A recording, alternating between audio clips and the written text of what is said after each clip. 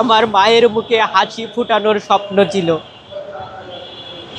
ওরা আমার একমাত্র ফ্রিল্যান্সিংয়ের কাজের ব্যবহৃত ফোনটিও নিয়ে যায়, যেই ফোনটি দিয়ে আমি দেশে বিদেশে বিভিন্ন ক্লায়েন্টের সাথে কথা বলে আমি ফ্রিল্যান্সিং করতাম, আয় করতাম।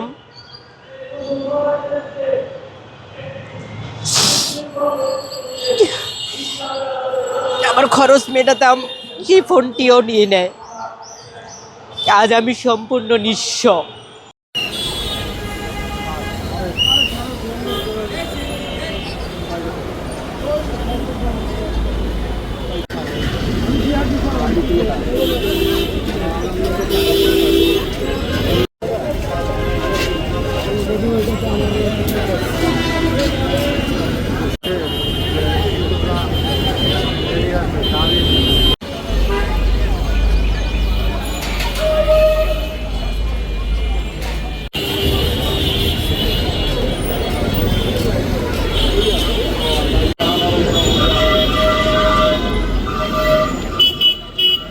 যে যেমন লাইক করো তেমনই স্বাদের high five wafer. High five খাও, হাই ফাইভ দাও।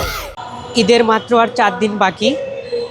মাননীয় প্রধানমন্ত্রীও হয়তো তার সন্তানদের সঙ্গে নিয়ে ঈদের প্রস্তুতি নিচ্ছেন। দেশের লাখো মা বাবা অপেক্ষায় রয়েছেন সন্তানের জন্য। কেউ কেউ ট্রেনের টিকিট কাটছেন, কেউ কেউ বাসে ফিরছে, কেউ মায়ের জন্য শাড়ি কিনছে। আর আমি যে কিনা আজকে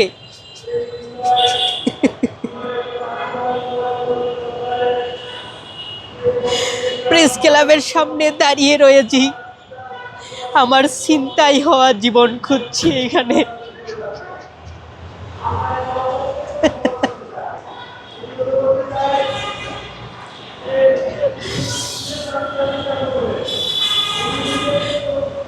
গত 2 দিন আগে চলন্ত বাসে আমার গলায় ছুরি ধরা হয়েছিল। আমি বাঁচতে চেয়েছিলাম, শুধু জোরে একবার চিৎকার করতে চেয়েছিলাম, এরপর আর কিছুই বলতে পারি নাই, অজ্ঞান হয়ে পড়ি। আমার ব্যাগ থেকে 1,37,000 টাকা নিয়ে যাওয়া হয়, ছিনতাইকারীরা লুটে নেয়। সেই টাকাগুলো শুধু কাগজেই ছিল না, আমার শত রাত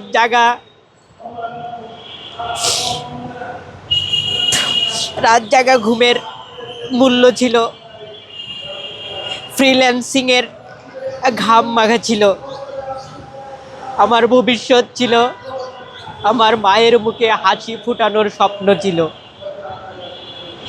ওরা আমার একমাত্র ফ্রিল্যান্সিংয়ের কাজের ব্যবহৃত ফোনটিও নিয়ে যায়, যেই ফোনটি দিয়ে আমি দেশে বিদেশে বিভিন্ন ক্লায়েন্টের সাথে কথা বলে আমি ফ্রিল্যান্সিং করতাম, আয় করতাম।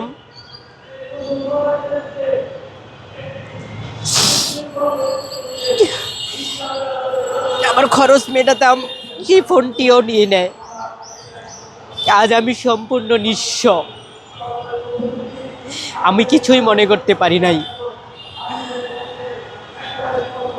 পথচারীরা বলল আমি নাকি 2 ঘন্টা সাইনবোর্ড মোড়ে রাস্তায় পড়েছিলাম। মানুষজন দেখছে, কেউ কেউ হয়তো ভয় পেয়েছে, কেউ বা পাশ কিটিয়ে চলে গিয়েছে। পুলিশকে পথচারী এবং লাভবাহিক বাসের স্টাফরা ফোন করেছিল, 999 কল করেছিল, কিন্তু পুলিশ আসে নাই, আমাকে কোনো সহযোগিতা করে নাই। সেই চির অচেনা মানুষগুলোই আমাকে হসপিটালে নিয়ে যায়, হাসপাতালে ভর্তি করায়। ডাক্তারের সুচিকিৎসায় আমি সুস্থ হই। বিভিন্ন থানায় এর পরের দিন থেকে যোগাযোগ করি। এই থানা বলে যে সাইনবোর্ড আমার এলাকার না, ওই থানা বলে আমার এলাকার না, ওই থানা বলে আমার এলাকার না। আমি দুপুর থেকে 3-4টা থানায় যোগাযোগ করি। শেষে আমি সন্ধ্যায় সিদ্ধিরগঞ্জ থানায় যাই। সেখানে ঘন্টার পর ঘন্টা আমাকে বসিয়ে রাখা হয়। রাত 9:30টায় ওসি আসার পরে নামকাওয়াস্তে একটা অভিযোগ নিয়ে রাখে আমাকে। আমি পুলিশের কোনো সহযোগিতা পাই নাই। আমি কি দেশের নাগরিক না? আমি তো একজন বেকার যুবক ছিলাম, আমি ফ্রিল্যান্সিং করে টাকা ইনকাম করতাম, আমি দেশের বোঝা হয়েছিলাম না। আমাকে এই ঢাকা শহর নিরাপদ দিতে পারে নাই, আমার টাকাগুলো ছিনিয়ে নিয়েছে। এই শহর আমাকে নিরাপত্তা দিতে পারে নাই।